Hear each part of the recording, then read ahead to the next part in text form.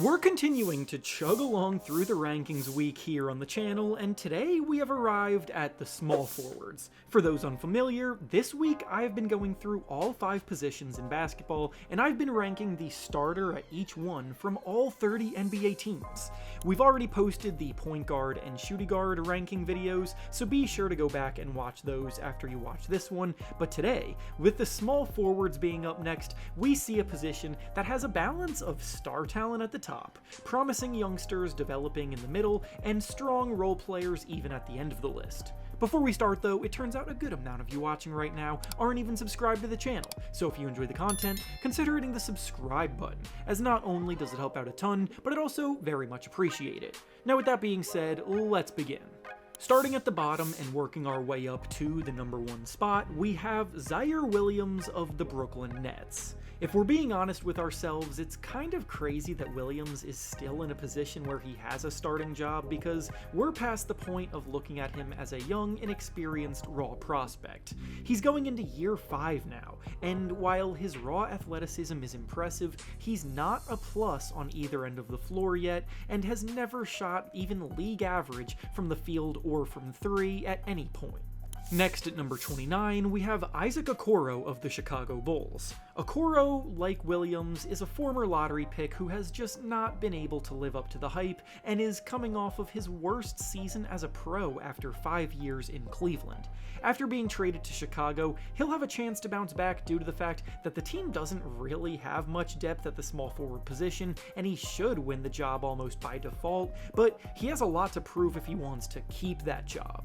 Next at number 28, we have Royce O'Neal of the Phoenix Suns. O'Neal exemplifies the 3-and-D wing archetype to a T, and he's carved out a nice 8-year career so far because of it. He's a career 39% three-point shooter who is great spotting up, spacing the floor off the catch, and he doesn't need the ball in his hands to be impactful, but he's also someone who is realistically better as a bench option like he's been in the last few seasons, so while he's great at what he does, his upside is a lot lower than the rest of this list.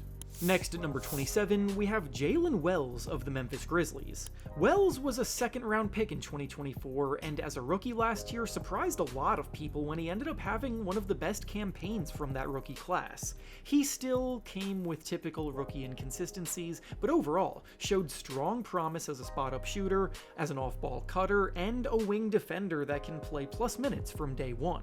Next at number 26, we have Ace Bailey of the Utah Jazz. I didn't want to be lazy and just stick all of the rookies at the bottom of these lists because the reality is that quite a few of them are probably going to have strong seasons and emerge as legit talent at their positions, but I also don't want to be too preemptive.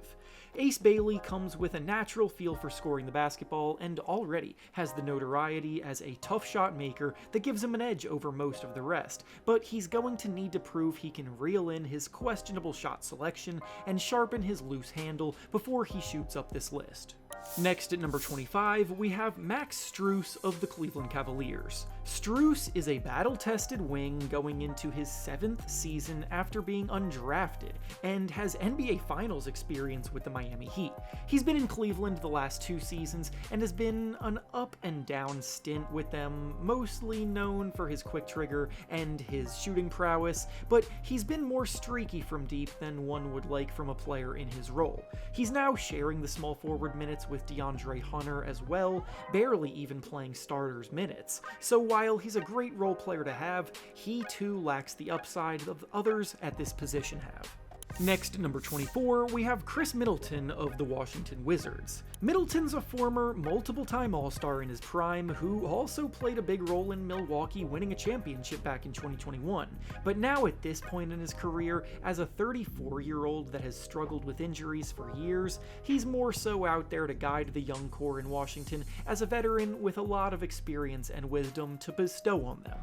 Next at number 23, we have Ausar Thompson of the Detroit Pistons. His brother, Amen Thompson, may get more attention around the league, but Ausar shouldn't be overlooked for his upside as an elite defensive talent and explosive athlete.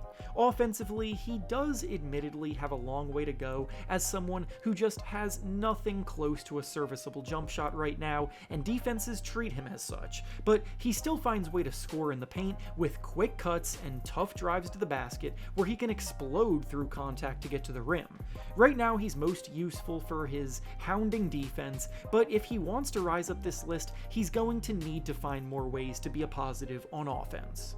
Next at number 22, we have Kyle Kuzma of the Milwaukee Bucks. Kuzma's had an interesting career as someone who helped the Lakers win a ring back in the bubble as a secondary scoring threat and solid defensive playmaker at the time. He then went to Washington where he got to be more of a primary scoring option and put up some nice numbers, averaging 22 points per game at his peak there, but last season he saw a major drop-off in his play on both ends of the floor, both in Washington and after he got traded to Milwaukee. And now it's a real question if his best days are behind him at 30 years old after he put up just 14 points per game, shooting 43% from the field and 30% from three.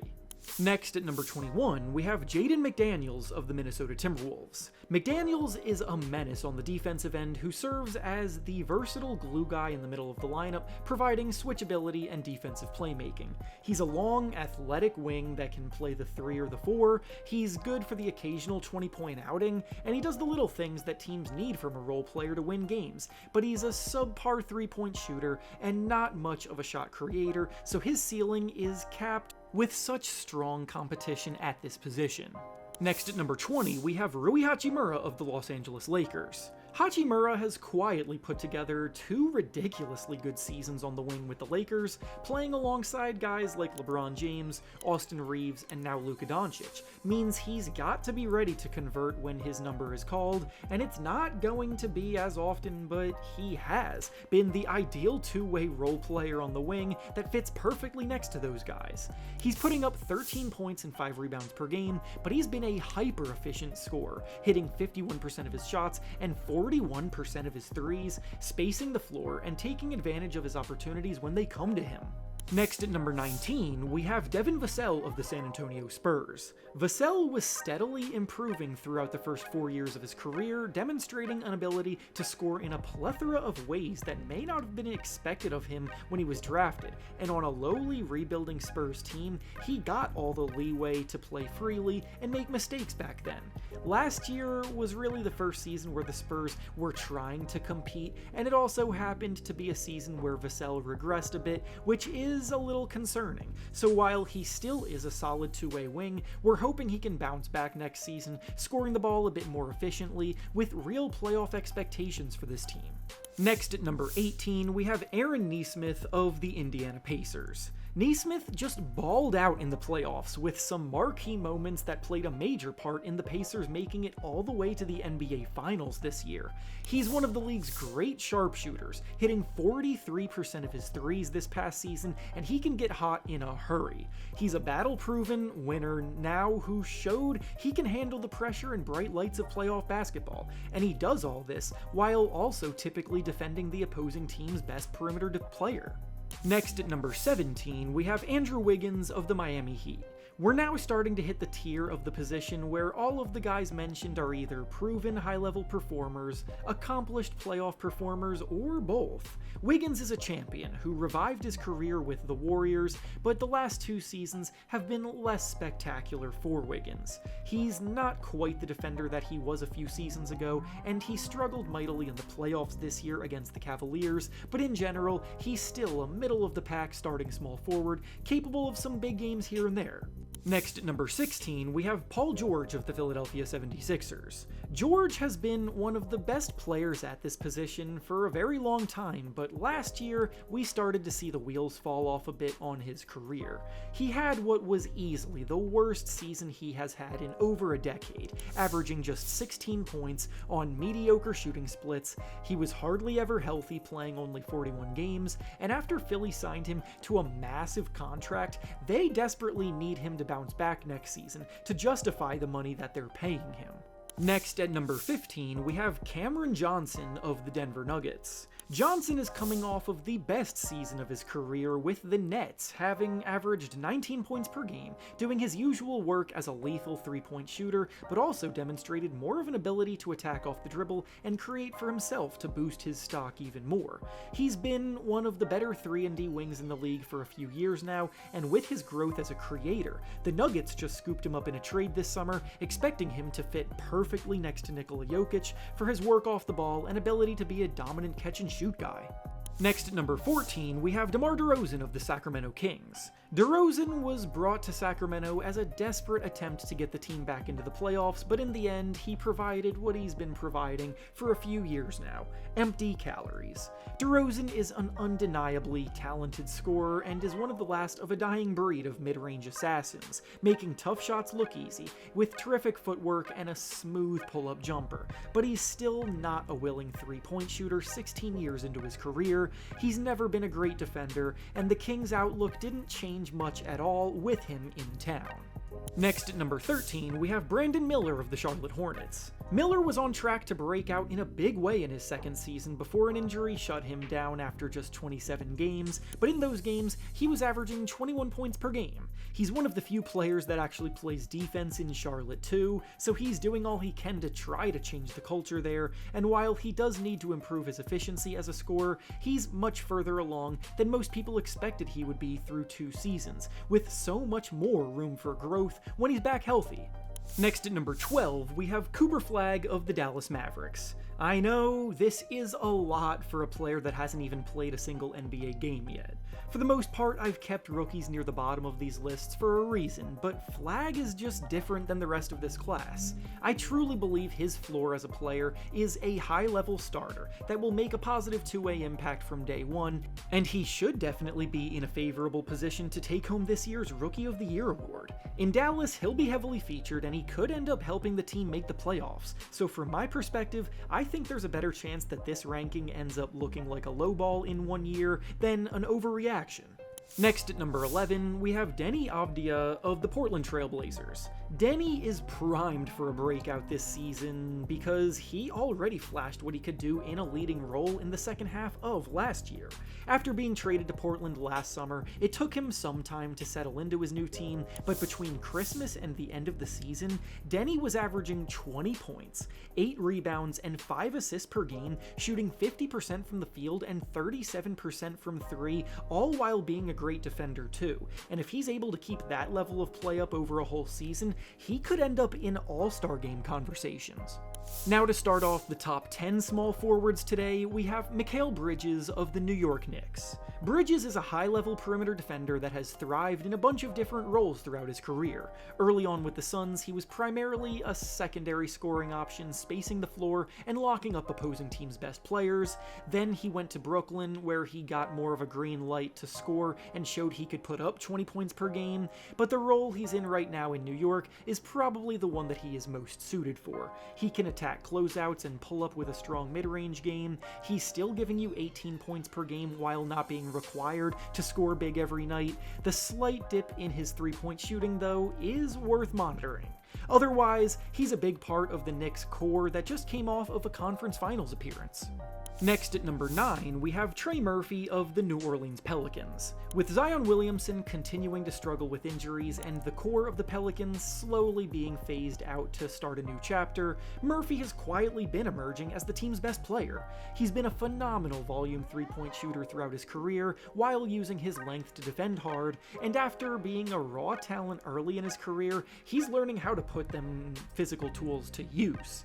He broke out last season putting up 21 points per game, with a much improved handle, sharper finishing skills, and a pull-up jumper utilized more often than years past. So with the trajectory that he is on, he could end up being a borderline all-star in his prime as well. Next at number 8, we have Jalen Johnson of the Atlanta Hawks. Johnson's another wing player that was having a big breakout season last year, and it flew way under the radar. Unfortunately, injury ended his season after 36 games, but in those games, he was averaging 19 points, 10 rebounds, and 5 assists per game, serving as a bit of a point forward at times, using his big body to crash the glass well, and immediately being able to push the pace in transition and generate easy baskets for either himself or others. And he did all of this while being one of the team's best defenders too. Next at number 7, we have Brandon Ingram of the Toronto Raptors. Ingram's career hasn't quite hit the levels many expected him to hit early in his career, with his scoring ability being so obvious, but his assertiveness not always being there, his decision making has come under question at times, and he hasn't been able to provide the winning impact as much as Pelicans fans hoped he would. Now that he's in Toronto, he's hoping for a fresh start with a group pushing to get back into the playoff picture, and if everything goes right, he may end up being back in All-Star conversations for the first time since 2020. Next at number 6, we have Franz Wagner of the Orlando Magic. With Paolo Banchero struggling through injuries last season, Franz was thrust into a lead role for a good portion of it, and he exploded with the opportunity. He posted a career-high 24 points and 5 assists per game, while also serving as a cog in the defense that ranked number 2 in the NBA. Franz is a dominant downhill driver who uses his size and strength to get to the paint with ease. He desperately needs to improve his three-point shooting though, because 29% from deep is just not good enough, but otherwise, he's right on the cusp of being top 5. Next up, at number 5, we have Jimmy Butler of the Golden State Warriors. Jimmy gets the benefit of the doubt with an incredible reputation for playing his best basketball in the most important moments, and while his per-game averages may not look quite as impressive as other players near the top of today's list, the Warriors were looking scary after trading for him, and with a full season of Jimmy Butler on the team, they're expecting better results for good reason. They took down the 2-seed Rockets in the playoffs behind some big outings from Butler, and if Steph Curry didn't go down in round 2, there may have been more noise to be made. Next, at number 4, we have Jaylen Brown of the Boston Celtics. The 2024 NBA Finals MVP is going to get his first season-long taste of being a team's number 1 option with Jason Tatum out injured, so this is a big year for him coming up. He's been one of the best number 2s in the NBA, averaging nearly 27 points per game at his best in 2023, so it's reasonable to expect him to be able to get back to posting numbers like that in a Celtics season that is otherwise looking to be a wash. Next at number 3, we have Kawhi Leonard of the Los Angeles Clippers. The story with Kawhi over the last few seasons has been his struggles with injury at inopportune times, but at the end of last season he got back to full strength and we saw a bit of the Kawhi of old come back out. In the last month and a half of the regular season, Kawhi was averaging 26 points per game, shooting 53% from the field and 43% from 3. And even though the Clippers lost in the first round of the playoffs, Kawhi still kept that level of play going against the Nuggets, so when he's on, he's still one of the best players in the game. Next at number 2, we have Jalen Williams of the Oklahoma City Thunder. Jalen Williams is young, he's sturdy, he's efficient, and he is an absolute beast on both ends of the floor. He was the NBA champion Thunder's number 2 scoring option next to Shai Gilgeous-Alexander, and he silenced a lot of doubters in the NBA Finals with a big-time 40 ball on the biggest stage. He's an all-star, he got named to the All-NBA third team, and he was named to the All-Defense team this season, solidifying himself as one of the best two-way players in the NBA today, with a resume to back it up now. And finally, coming in at number 1 for the best small forward in the game today, we have Kevin Durant of the Houston Rockets. KD started his career playing small forward, has played a lot more power forward as of late, but in Houston, their front court is jam-packed, so he's going to be moved back to the 3. KD is one of the greatest scoring talents the game has ever seen, still casually averaging about 27 points per game on ridiculous efficiency, making 53% of his shots and 43% of his threes. And now, he's giving Houston exactly what they were lacking in from a go-to scoring threat. The Rockets are one of the heavy favorites to win it all now with him leading the charge, and even with him turning 37 years old this season, he's still balling at an elite level. And with that being said, that's all I have for you today. Make sure to like the video, subscribe to the channel, and comment down below how you would rank the league's starting small forwards. Thanks for watching, and I'll see you all next time.